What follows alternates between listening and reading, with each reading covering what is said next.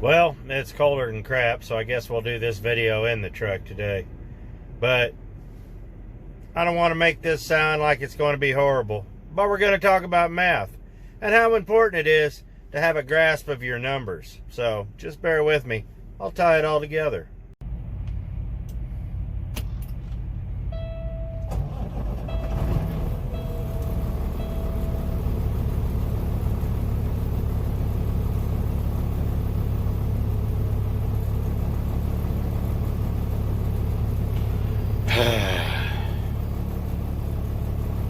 So we sit there and you listen to the guys on the radio, show XM on Road Dog and all that. There's one particular guy that's not on there anymore that comes to mind. Yeah. And need to know your numbers, need to know your numbers, blah, blah, this, blah, blah, that. Numbers, numbers, numbers, numbers, numbers. Why? Why do I need to know my numbers? Why do I need to have it down to every 1/10 of a cent this truck makes? Well, you need to know important numbers. But sometimes numbers change. So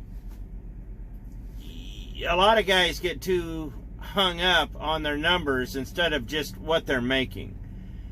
And sometimes all you need is basic math. And that's something that this industry is lacking, is math skills. And so I'll explain it real quick here, and then we'll get to the meat of the subject. Forgive me if I act a little fidgety. I threw out my back, and yeah, I'm turning into an old man. But all right, let's just talk about basic math for a minute. And I don't want to lose anybody, so I'm gonna cover this very quickly. What is math? Well, math is not about getting an answer. Math is solving a problem. That's what math is. Math is basically problem solving. We use math every day. We don't do the 2 + 2 = 4 every day, but we use the same principles in solving problems in our everyday life that we use to solve mathematical problems. Because life basically is a big mathematical problem. So, you know, I'll break it down for you. 2 + 2 = 4. Why? Because it does. No, because you were told it does. So solve the problem. 95% of the people out there cannot solve this problem. They don't know the steps to solve the problem. Well, because 2 and 2 = 4. Well, what constitutes 2? I mean, you can get 4, 0 + 4, 1 + 3, 2 + 2. There's 3 different ways to equal 4. So how do you add it up? Well, you divide it. Well, what makes 4? Well, I got 2 + 2. Well, yeah, 2 + 2. But what makes it 2? Well, you break it down in half to its prime number. 1, 1, 1, 1. 4. So you have to be able to solve the problem. And this is what I've been coming across when it comes to a lot of guys in trucking, is that they don't have the basic math skills to be able to solve the problem. And it's not that hard, and I'm not trying to be insulting when I say this. Please forgive me if you think I am. Because I'm not. Because this is important. But also, when you swing the pendulum the other way, you can go a little off track. And I'll explain.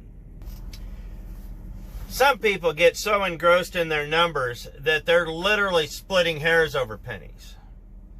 If you sit there and you look at your fuel surcharge, which I hope you're getting if you're an owner-operator, and I hope you're getting a good one, because the surcharge is very high right now. If you're getting 50 cents a mile, you're getting screwed. Trust me on that. So guys will sit there and split hairs like, you know, I need to know my numbers. Well, it takes me this amount of money to operate the truck per this many miles, and this much of money per mile, blah, blah, blah. Okay, I get that. How are you going to get that? You're making a finite amount of money here. So do you need to make more money, or do you need to figure out how to make more money, or how to keep more money that you make? Well, if you're lucky, you can do a little bit of both. But like when it comes to the fuel surcharge, the fuel surcharge is high enough right now that when I do the math, the last few loads I've gotten, I've been just shy of $1 a mile. So at 6 miles a gallon, that's paying me over $6 a gallon. What did that run? So basically, if the fuel surcharge for the load is $435 per se, I get on my app, I figure what I'm getting, and I say, okay, so $435 for the fuel surcharge. Fuel over here is costing me, I got it down in Mississippi the other day for $3.97 a gallon.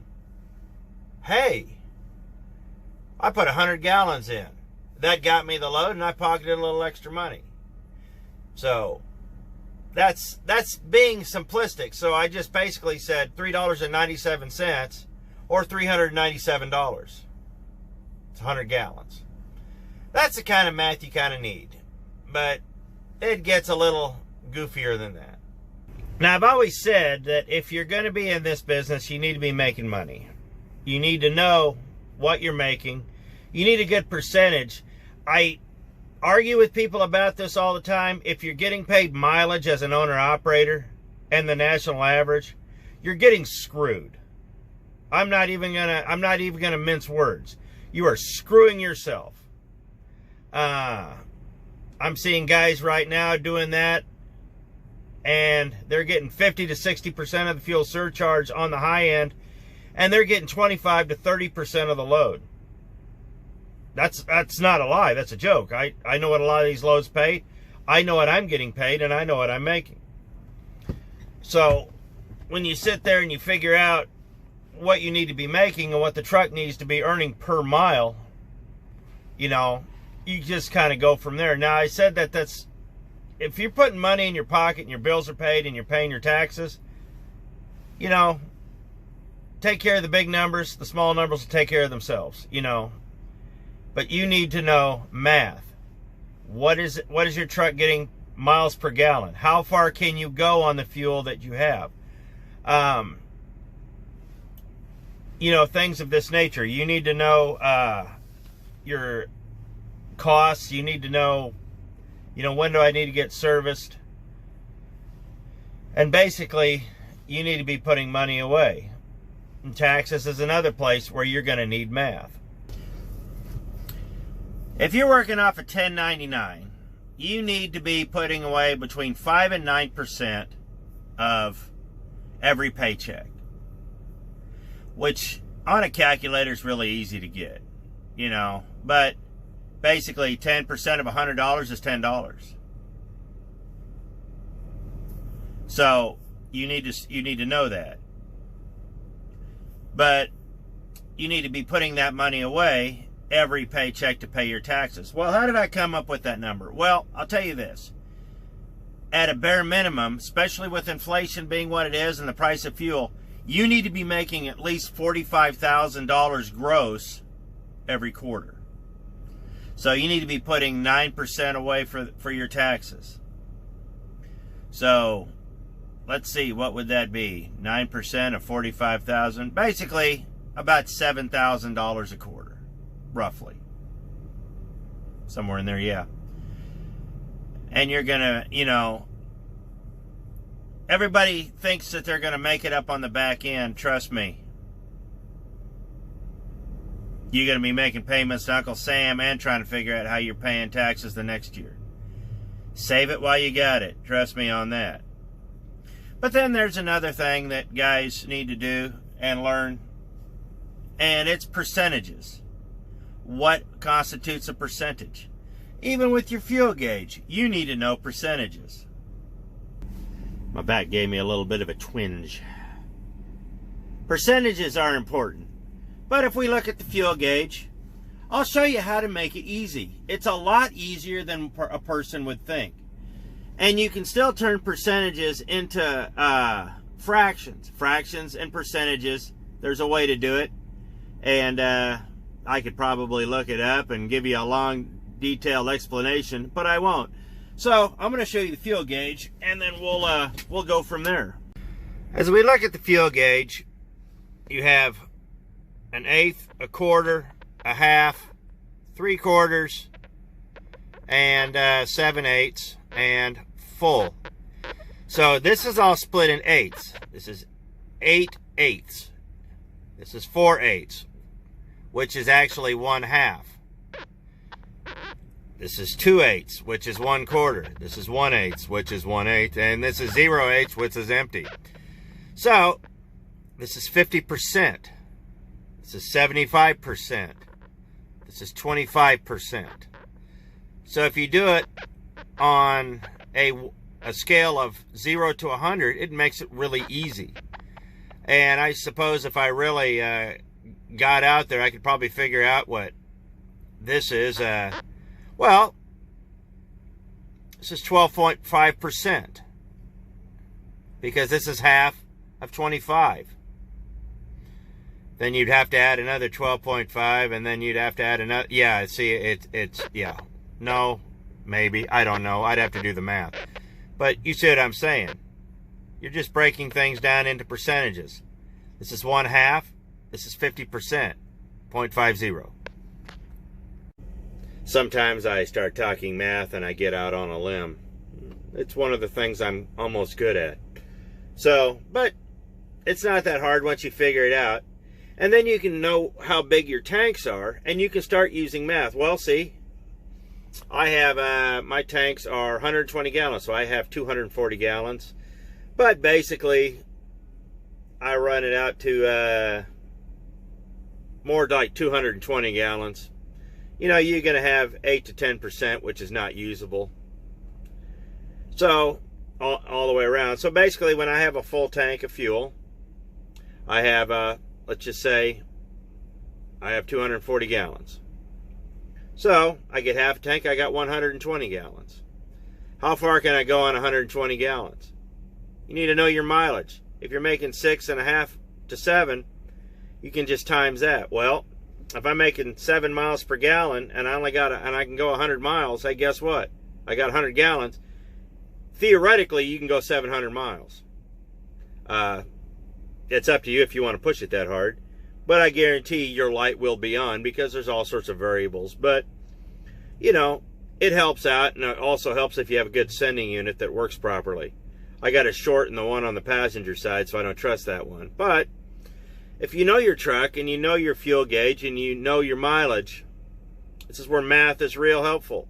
It'll get you to the next stop, and it might save you a few bucks. So how's it going to save you a few bucks? I have the places I like to fill up. I own my own truck. I have an open fuel card. I get it through the company, but truthfully, I could get my own fuel card through multiple other apps.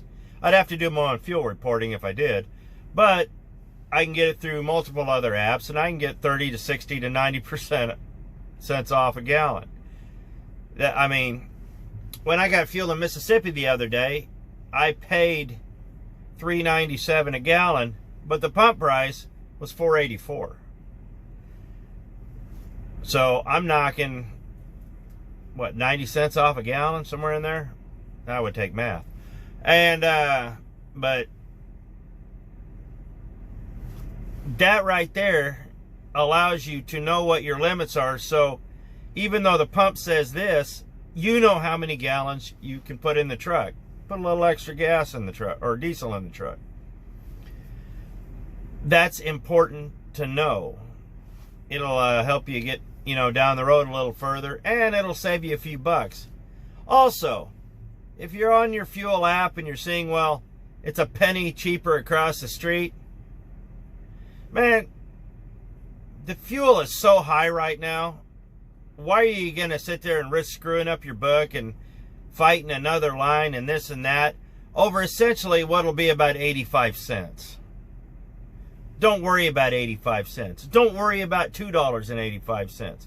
When you start getting into the nickels and dimes, that's when you need to start worrying. So if you've got a good fuel place you like, and it's a penny higher than the Pilot, I go to Love's. I fuel exclusively at Love's. I have my own druthers on why. I'm not going to promote one over the other.